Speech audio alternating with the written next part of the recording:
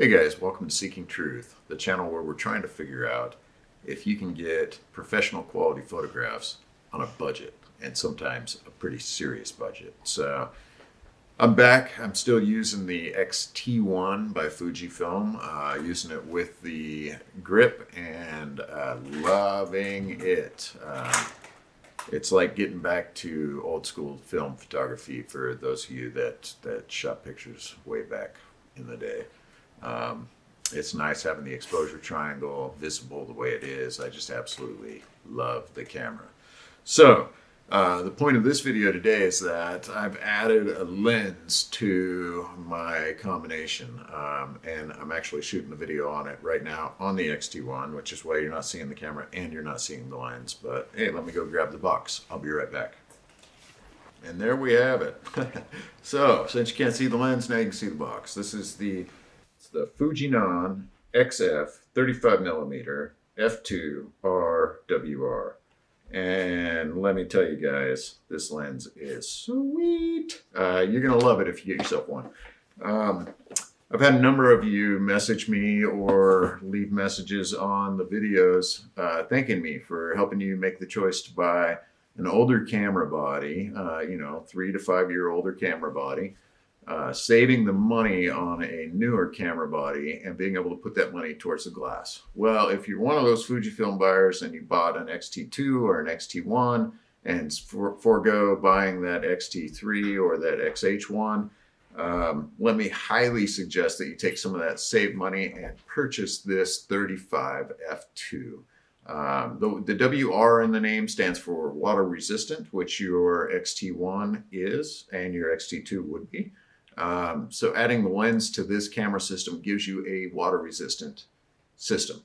Now that doesn't mean waterproof. You're not going to want to go swimming with it or dunking it under the sink or anything like that to try to take a picture. And if it starts downpouring while you're out photographing, you should probably protect it and you should probably get out of the rain. The old plastic bag over the camera works in a pinch, but it's not going to keep out impervious weather. So it will keep out dust. It will keep out moisture. It will, if you're out shooting, it starts drizzling or there's mist in the air, you're out on the beach, you're going to be fine. So that's the purpose of the water resistance, and that's what makes it professional quality. It's basically a seal around the outside of the back of the lens where the lens attaches to the camera that allows it to seal to the camera body and doesn't allow anything to get inside in between the lens and the body. Good protection. It's needed, and I wish all lenses were weather resistant. Now the lens itself is also weather resistant, so the focus ring and the aperture ring are weather sealed to keep the moisture out from getting into your lens and causing all kinds of problems, from fungal mold growing to just moisture buildup on the inside of your lens that can destroy your lens and your image quality. So this lens is sealed from all that. The best part of this lens is that even if you go and buy yourself a new one, you're going to find it at an amazingly low price of $399. That is quite ridiculous if you ask me. For what you're getting, $399 is well worth it. You can find them new for cheaper. You can find them around $350. Okay, so I lost the connection because I use the camera remote system on the iPhone. And this is an awesome aspect of this camera, is that you can link it through Wi-Fi to your iPhone and use your iPhone as your monitor. You can control the camera from it. You can make all the adjustments of the ISO, the f-stop, the shutter speed. You can change all of that stuff from your phone remotely while you're shooting, which is why I'm commonly using this camera to shoot my videos instead of holding it and showing it to you. It's just a phenomenal system to be able to do that. But when you lose your Wi-Fi link, camera stops recording. I don't know where I was when I stopped recording. I believe you guys saw the price on the lens, so I'm just going to start there. I'll edit it all back together. Movie magic. But let's see, it was $399 for the lens new, which is a phenomenal purchase. It's really hard to say that this lens is not worth $400. It is. It absolutely is. the image quality, the sharpness. This lens is sharp. It is just it's absolutely worth every penny of $499. That being said, I got extremely lucky, and you can too, just by being diligent, looking on the used market, making offers to people in your local area. I got lucky and got my lens for $230. So that makes a total for this setup that we're looking at right now, or that I'm shooting with right now, cost me $450 for the body and the grip and the other grip as well, and then $230 for the lens. So that is $670. No, $680. So $680 for this setup. Now I could buy a XT20 body for about that price, but not with the lens. Once the XT30 comes out, it will definitely be at or below that price with a lens. So that's going to be a very interesting point in this channel, is when I'll be able to pick up that XT20 for around $350, $400. I will grab one of those. And if anybody's got one out there for $350 they want to sell me, hit me up. I'll buy it from you. That's a camera I would really like to test up against the XT1 and see how they compare to each other in all aspects, especially in the video aspect. But the image quality will be a curiosity to me too, because I love the image quality of the XT1. I took a self-portrait when I was at my parents' house for Christmas this year, and I'll throw that up here. But it was just a quick, set my camera down, used my iPhone on the remote, snapped the picture, and then picked my camera up and walked away. That's how quick I took that photo, and the sharpness and the detail that the camera and lens combination was able to catch was pretty phenomenal. And I've just been shooting with the prime, which makes me think maybe I should pick up that the 10-24, I think it is. I think it's a 10-24 f4. I would love to get that lens. It might be a 10-16. That's 10-24, I think. I would love to get a hold of one of those lenses to carry around with this lens as my extra, as my prime, and then have the zoom at the wide. That's an extremely sharp lens, and at f4 I wouldn't be using it in dark situations, but this thing would pick up all the slack in those areas.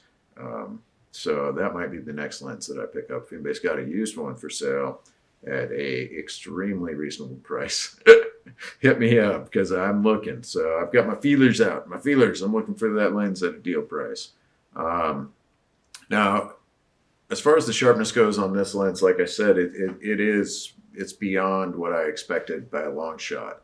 I like to listen to a channel, it goes by the name of Theoria Apophatus, I believe. Apophatus. And if you go and check out his channel, he commonly reviews Fuji's. He is kind of a self-proclaimed guru when it comes to Fuji lenses. He's had them all, or has them all.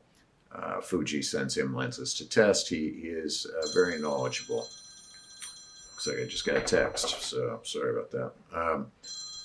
He is very knowledgeable, and his opinion should be respected. So I would go over there and check it out. He might not have a personality that you enjoy, but his information is phenomenal. I happen to enjoy his personality, so and I know a lot of others do as well. If you're out shooting and it starts raining, you know, a little drizzle, you're probably okay. A little bit of mist, you're probably okay. But if it starts raining, you should probably pack it in. It's not made to be sitting in the outdoors facing the elements. But you know, most of us would pack it in anyway. Photographing in the rain is not exactly fun, in my opinion. Maybe it's something you love doing, and if that's the case, then go get yourself a waterproof case. They do make waterproof cases for divers to use these underwater, and one of those would work perfectly for shooting out in the rain. Wouldn't diminish your quality very much. Anytime you're putting something in front of your lens, that's between you and your image, you're definitely diminishing quality. They spend billions, well, millions of dollars developing the exact glass pattern that these lenses have. So even putting a filter on a lens does diminish the quality of it a little bit, but sometimes the filter is beneficial enough that it's worth doing that, or that it gives you the look that you're looking for, so it's worth doing that. As far as the camera goes, I have just been unbelievably happy with it. Once again, it comes back to the weight of the camera. So I've had a lot of people comment or send me messages privately just saying, hey, thanks for the videos. You saved me some money on this, and I was able to spend it on glass. So if you're one of those people and you're trying to figure out what glass to buy, I highly recommend this 35. I've heard that the 20, gosh, I think it's a 24. I heard that the 24 f2 is also a great little lens, but there's something magical about this 35 f2 focal length and aperture combination that give you just some beautiful images. You can get some really nice bokeh out of it. It's quality. So I'm gonna try something here. Gonna try and stop down a little bit and see if I can bring out some of that bokeh in the background. So here we go. So yeah, stopping down definitely brings out, more of that blur in the background, gives you that nice separation of subject matter. So it pops me out a little bit more, and the blue on my jacket is definitely like popping from the background, which is out of focus. So that's definitely nice. And being able to do that and keeping your shutter speed up is really nice. Now it's not going to have it's not going to be a bokeh king. It's not going to outdo, the 56 f1.2. It's not going to produce bokeh quite like that, but it is very nice, very appealing, and very workable for bringing your subject out of an image. I'm really enjoying it. Also, it falls in with my theory of my goal of trying to develop a lighter camera system that I can carry around. And it would work. It's not the optimal focal length, but it would work for some nice street photography for me, for the way that I shoot, and for some nice, even street portraiture, just kind of combination of street photography with actual subjects that are willing. So a little bit of street portraiture. It's really quite fun to use this. There's an area in my part of town where we have an alley that's funded by the city that's completely filled with graffiti, and this is a really fun lens to play with down there. So I'm really enjoying the light for shooting the videos. The reason that I purchased it was to be able to make these videos and just be able to create a little bit of higher quality film for you guys. Still not quite there, I realize. I'm doing everything on the cheap, but it's getting better and better and better. And the more practice I get at it, I think the better it will get, and the more money that I can gather up to put towards production value, the better it will get. I'm getting ready to get a green screen so that I can separate myself out and put things in the background and be able to talk about, like a weatherman, like, here's what I'm talking about, this camera right here, that type of stuff. So that'll be kind of fun, just working on getting the capital together. Okay, so for it to autofocus well, it definitely looks like I need to be in the center of the screen. I can't use the 2/3 that I like to use and have it continuously autofocus well. That's just the XT1. I assume that the XT3 and the XT2 are actually better at picking that up because of the face detection during video. I don't have face detection on right now, and I don't know. Get attacked by my dog. And I don't know that it works in video, so I will test that out at some point, and I'll do a little reading and see if it does. I'm not quite sure about that, but mostly I just want to talk about this lens, so that's why I'm here again today. As always, if you guys enjoy the video, please make sure you subscribe, make sure you hit that like button. It does help me out. It's just a way that you can help support the channel and support what I'm doing to try to help you guys figure out how to get good camera gear and save money. I think I will at some point go back a little bit and maybe do an actual review of the XE1 You know, this camera is not going to do what the X-T1 does. It's not going to have the same type of professional build.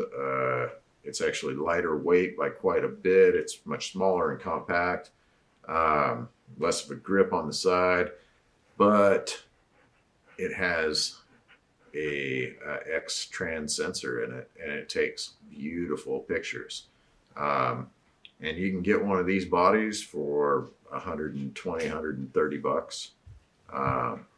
So if the point of my channel is going to be, you know, shooting photographs on the cheap and getting the best possible quality for the buck, I may as well point back to this XE1 as well, because it really is a quality piece of machinery. And when I started looking at what the prices were for these used, I was flabbergasted.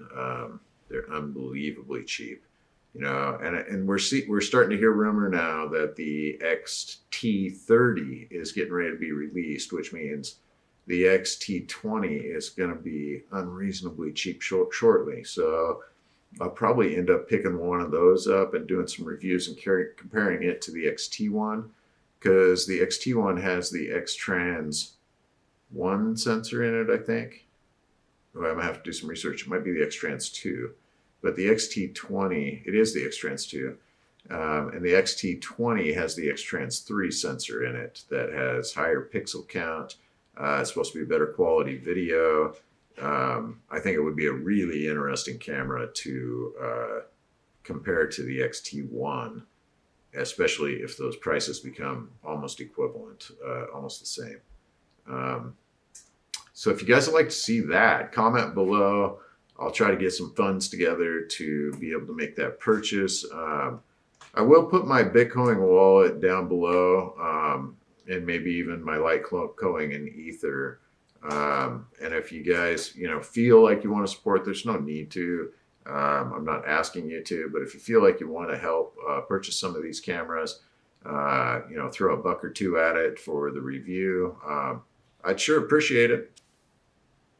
As far as other cameras that I'm considering testing, considering purchasing and testing, I am really interested in getting an XT2 to compare directly to this, especially at the prices that they're starting to come down to. You know, you're talking a $800 body for a used body, maybe a $700 body for a used body.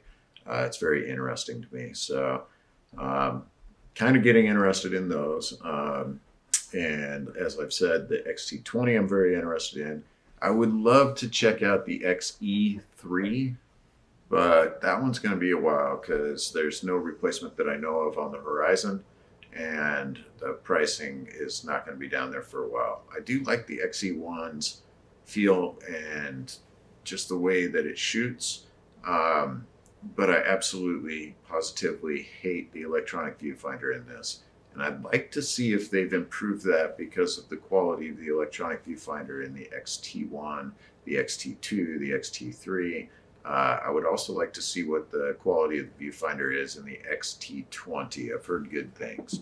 But that XE1, that was their early attempt at it. For the time, it was pretty darn good, but compared to what we're looking at now, it's pretty much horrific. So those are kind of the cameras that I'm interested in looking at. There's a number of lenses that I would like to try, a whole gob of lenses that I would like to try, including a lot of off-brands that I'm super curious about. Manual focusing doesn't scare me at all. I very much enjoy slowing down and taking your time to get the focus correct. The focus peaking on these cameras makes that a snap. So I would like to try some of the off-brand lenses. In fact, some of the telephoto lenses are interesting to me, off-brand telephotos, where you can get some pretty good lengths at pretty good f-stops, especially considering the APS-C sensor, which gives you a 1.5 times crop factor, extending those lengths of those lenses by another half is phenomenal. So it is curiosity to me for maybe some bird watching and you know, some squirrel shooting and things like that. I think it'd be kind of interesting to check those lenses out. So I'm going to be saving up throughout the year, purchasing things here and there, like this new lens and like the light that my dog just can't get enough. Can't get enough. Got to have some loves. But purchasing things like this new light, this new lens, I'm going to be purchasing some more things down the road and giving you guys my opinion on those things. But for any of you that just picked up one of these XT1s or an XT2 or even one of the newer cameras, if you decided, nope, I need that newer stuff, hey, that's a crazy dog. No, hey, that's a valid opinion. And you should have every right to, or you have every right to make those decisions. Look at this guy. He just wants all my attention, don't you? All of it. Every bit of it, huh? Every bit of my attention. Yeah. Oh, he's a good boy. Yeah, he's a good boy. There he is. Get down. Get down, Pickles. Get down. Good boy.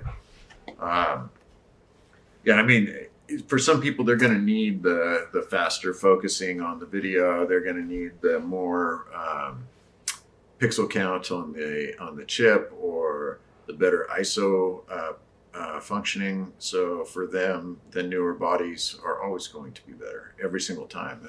If you're well, not every time, because sometimes camera companies put out flops. But if your main thing is shooting at night, shooting concerts, like it used to be what I did all the time, then all you care about is ISO and noise in the dark area. So if that's the case, then yeah, you're going to have to purchase one of those newer camera bodies to get the very best of the very best, unless you're happy with what was the very best of the very best 4 or 5 years ago, which made you happy then. So I don't know why it doesn't make you happy now. But if you're one of those people, then yeah, you got the newer camera. If you purchase one of these older ones, you save some money. I would say use that saved money and pick up that 35. And if you went ahead and spent the money to buy the newer body, one of these anyway. It's a phenomenal lens. You just can't go wrong for the price. You absolutely can't go wrong. They do have it in silver as well, so if you happen to pick up the body with the silver accents, not to worry, they've got you covered. So you can make it look as retro as you want. And I think that's pretty cool. I think Fuji has done a good thing with the retro look of their cameras, the retro feel, and going back to giving the photographer the information that he needs at a glance in his exposure triangle. Now, of course, all that information is still on the screens. It's still there if that's the way you want to see it and that's the way you want to adjust it. You can do it all there. But man, oh man, oh man, why would you?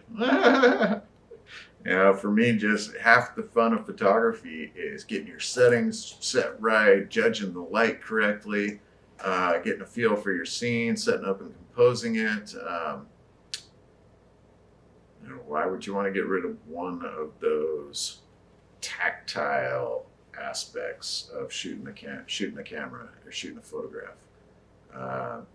The tactile feel of the camera is very, very important in my opinion.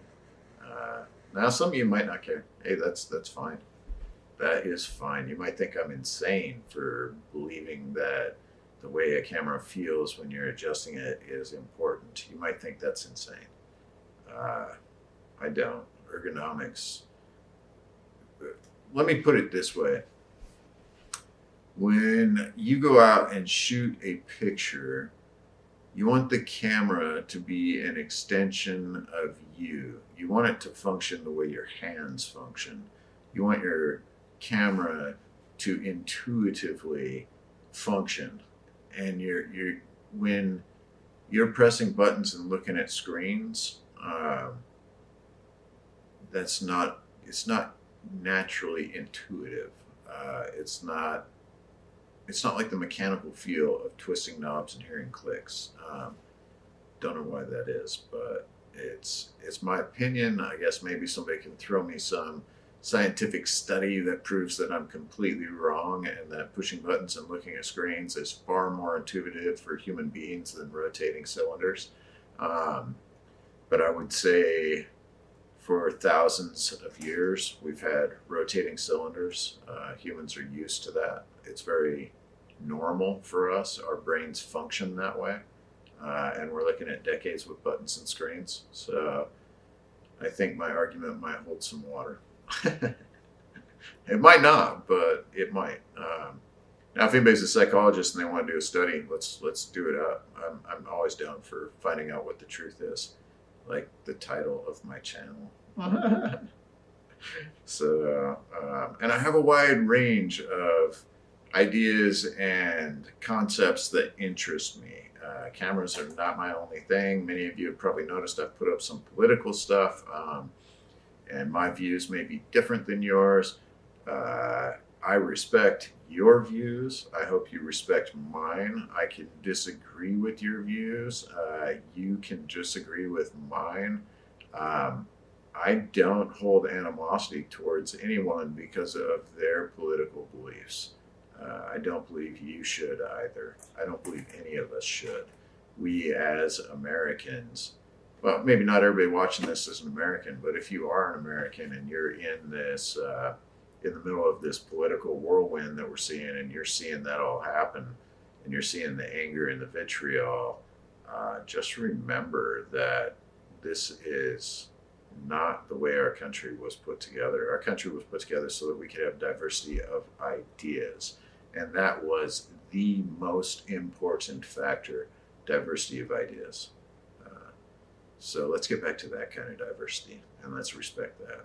But you'll find all kinds of stuff on my channel. I don't know where it's going to end up. Maybe it won't be a camera channel at all when we're done, but that's one of my passions. So it's actually one of my largest passions. So I have a hard time seeing it not be, especially when it comes to the feedback that I'm getting. If you want to see more camera stuff, if you want to find out, you know, what lenses I'm getting and what I think about them, if you want to find out what lighting systems I'm using, or you want to find out, you know, how to set up backdrops or whatever you're interested in, make some comments below. Let me know, and I'll get those videos out to you. I'm kind of a man in search of answers and an audience at the same time. I want people to discuss these questions with. That's kind of the point of the channel. So anything I put up is going to be controversial, including old camera bodies. You might not think that's very controversial, but in a world of YouTube focused on the newest, brightest, best, and most colorful, and how much money can you spend, and how much money do you have in your bank account, a channel telling you, hey, you can get everything you need for 1/3 the price by buying something older is actually kind of controversial. And that's kind of sad, in my opinion. We live in a disposable society, and we should be getting away from that and trying to figure out how to renew and reuse some of these things that we're just chucking out, just forgetting about. You know, oh, that thing was awesome 3 weeks ago, but this week the new gadget's out and that thing sucks. Things don't go from awesome to sucking because something new comes out. That's just the way it is. So let's discover how we can save money, learn information, and help each other feel free to express ourselves. You know, whether that be through photography or painting or drawing or writing or reading or lecturing or what have you. However you feel you need to express yourself or would like to express yourself. Let's just start expressing ourselves without taking offense at other people expressing themselves. How about that? Let's end on that. All right, guys. Thanks for watching. Have a great day. And get a 35mm and subscribe to the channel and click the like button and leave a comment and all that good stuff if you want. You know, tell me to stuff it if you want. Take care. I'm not quite sure how the f-stops are affected by in their actual light transmission when you go to the APS-C sensor. I got a little buddy here that's trying to interrupt the video. That's a good thing. That's a good thing. Look up, McDuff. Get down. Get down. Good boy.